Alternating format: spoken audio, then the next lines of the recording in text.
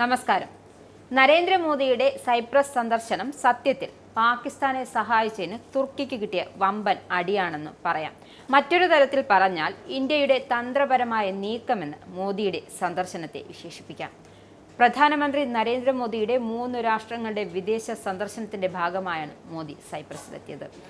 23 വർഷത്തിനിടെ ഒരു ഇന്ത്യൻ പ്രധാനമന്ത്രി നടത്തുന്ന ആദ്യ സൈപ്രസ് സന്ദർശനമായി പ്രധാനമന്ത്രി നരേന്ദ്രമോദിയുടെ സന്ദർശനം.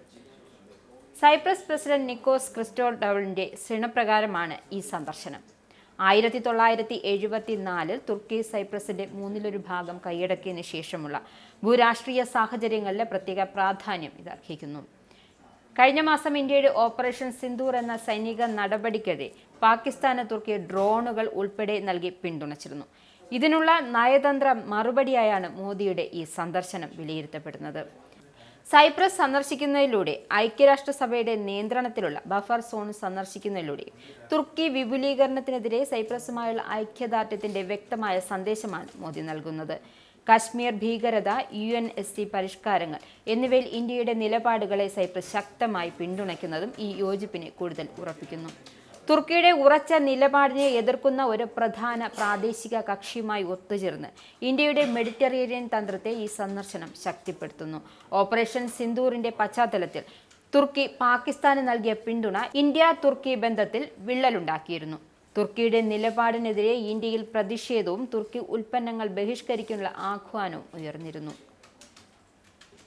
സൈപ്രസിന്റെ പരമാധികാരത്തെയും ഐക്യത്തെയും ഇന്ത്യ എക്കാലവും പിന്തുണച്ചിട്ടുണ്ട്. പ്രത്യേകിച്ച് 1974 തുർക്കി അധിനിവേശവും ശേഷവും മോദിയുടെ ഈ സന്ദർശനം തുർക്കി പാകിസ്ഥാൻ ബന്ധത്തിനെതിരെ ഇന്ത്യയുടെ തന്ത്രപരമായ നീക്കമായാണ് വിലയിരുത്തപ്പെടുന്നത്. നിക്കോസിയയിൽ മോദി പ്രസിഡന്റ് ക്രിസ്റ്റോഡൌളുമായി ഉഭയകക്ഷി ചർച്ചകൾ നടത്തുകയും ലിമാസോളിൽ ബിസിനസ് നേതാക്കളെ അഭിസംബോധന ചെയ്യുകയും ചെയ്തു. വ്യാപാരം, നിക്ഷേപം, സുരക്ഷ, സാങ്കേതിക വിദ്യ എന്നിവയിൽ ഇന്ത്യ സൈപ്രസ് ബന്ധം ശക്തിപ്പെടുത്തുകയാണ് ലക്ഷ്യം. 2026 യൂറോപ്യൻ യൂണിയൻ കൗൺസിൽ പ്രസിഡൻസി ഏറ്റെടുക്കുന്ന സൈപ്രസുമായുള്ള ഈ ബന്ധം ഇന്ത്യ യൂറോപ്പ് സഹകരണത്തിന് പുതിയ വഴികൾ തുറക്കുമെന്നാണ് പ്രതീക്ഷ. സൈപ്രസിന് ശേഷം മോദി കാനഡയിലെ G7 ഉച്ചകോടിയിൽ പങ്കെടുക്കുകയും ക്രൊയേഷ്യയിലേക്ക് പോകും. ഈ യാത്രകൾ ഇന്ത്യയുടെ ആഗോള നയതന്ത്രത്തിന്റെ ഭാഗമായി തീവ്രവാദത്തിനെതിരായ പോരാട്ടത്തിനും വ്യാപാര നിക്ഷേപ സഹകരണത്തിനും ഊന്നൽ നൽകും.